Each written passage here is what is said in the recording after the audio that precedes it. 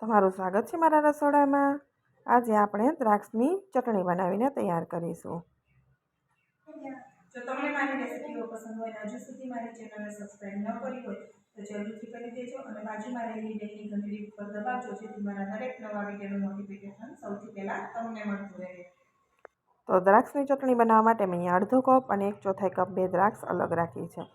તો અલગ એટલા માટે રાખી છે કે એક દ્રાક્ષ છે વધારે એ આપણે અલગ રાખી દઈશું અને જે 1/4 કપમાં ભરેલી દ્રાક્ષ છે એને ઝીણી ઝીણી આપણે સમારી લેવાની છે।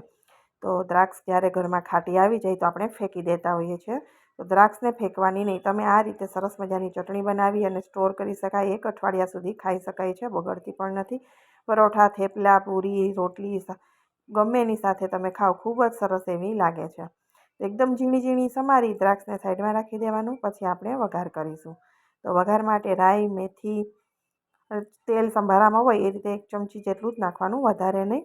રાઈ મેથી ફૂટી જાય ત્યાર પછી આપણે એની અંદર હિંગ નાખીશું જેથી સુગંધ એકદમ સરસ એવી આવે। અને હિંગ એકદમ સરસ ફૂટી જાય પછી આપણે એની અંદર જે ઝીણી સમારેલી દ્રાક્ષ છે એ નાખી દેવાની છે અને ગેસની ફ્લેમ અત્યારે લો થોડી કરી દઈશું જેથી મસાલા છે દ્રાક્ષને બધું બળે નહીં। દ્રાક્ષને 2 મિનિટ જેવું ચલાવી અને પછી આપણે મસાલા કરવાના છે। તો 1/4 ચમચી જેટલી હળદર નાખીશું। કાશ્મીરી મરચું થોડું કલર માટે વધારે નાખવાનું છે। તીખાશ પસંદ હોય એ પ્રમાણે રેગ્યુલર મરચું, ધાણા જીરું અને સ્વાદ પ્રમાણે થોડું મીઠું નાખવાનું છે। પાછળથી પણ આપણે નાખીશું એટલા માટે। ને ચપટી મેં અહીંયા ગરમ મસાલો ચપટી જેટલું જ મીઠું નાખીશું, પાછળ હજી આપણે મસાલા કરીશું એટલા માટે। બધા મસાલાને એકદમ સરસ રીતે આપણે સાતળી લેવાના છે અને ત્યાર પછી આપણે દ્રાક્ષ ખાટી હોય એટલે એને મેનેજ કરવા માટે ગોળ નાખવાનો છે। તો 1 વાટકી ભરીને એટલે કે 1/4 કપ જેટલો મેં અહીંયા ગોળ નાખ્યો છે। ગોળના લીધે ખાટી મીઠી ચટણી સરસ મજાની તૈયાર થશે।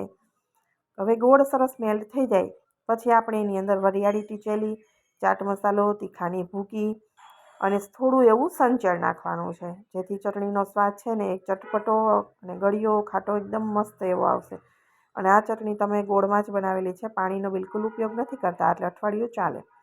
હવે મસાલા મિક્સ કરી અને જે આખી રાખેલી દ્રાક્ષ હતી એ બધી નાખવાની અને કવર કરવાનું। કવર કરી 3 થી 4 મિનિટ જેવો સમય આપણે એને ઉકાળવાની છે જેથી ગોળની સરસ મજાની ચાસણી આવી જશે અને પછી ઘાટું થઈ જશે। તો અહીંયા દ્રાક્ષ છે ને બફાઈ ગઈ છે, ચેક કરી લેવાની। તો દ્રાક્ષ એકદમ સરસ બફાઈ ગઈ છે। હવે ચટણીની ગેસની ફ્લેમ બંધ કરી દેવાની છે। ચટણી ઠંડી થતાં ગોળ એકદમ સરસ ઘાટો થઈ જશે। તમે કેરીની આપણે શાક બનાવીએ અને ઘાટું થઈ જાય એ રીતે ઘાટું થઈ જશે ઠંડુ થતાં। તો અહીંયા ઠંડુ થઈ ગયેલું હું તમને બતાવું છું, તમે જોઈ શકો છો ઘાટું થઈ ગયું છે। તો એકદમ સરસ ખાવામાં લાગે છે। ખાટી દ્રાક્ષ તમે બજારમાંથી આવી જાય તો ક્યારેય ફેંકતા નહીં, આ રીતે એકવાર ચટણી જરૂરથી કરજો, ખૂબ સરસ લાગે છે। શાકની જરૂર નથી રહેતી આ ચટણી સાથે।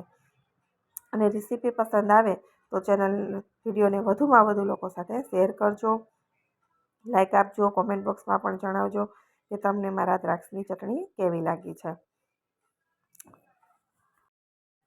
તો 5 મિનિટની અંદર જ આ ચટણી બનીને તૈયાર થઈ જાય છે, સમય ખૂબ ઓછો અને એકદમ ટેસ્ટી। ફરી મળીશું આવા નવા વિડીયો સાથે। Bye bye, take care.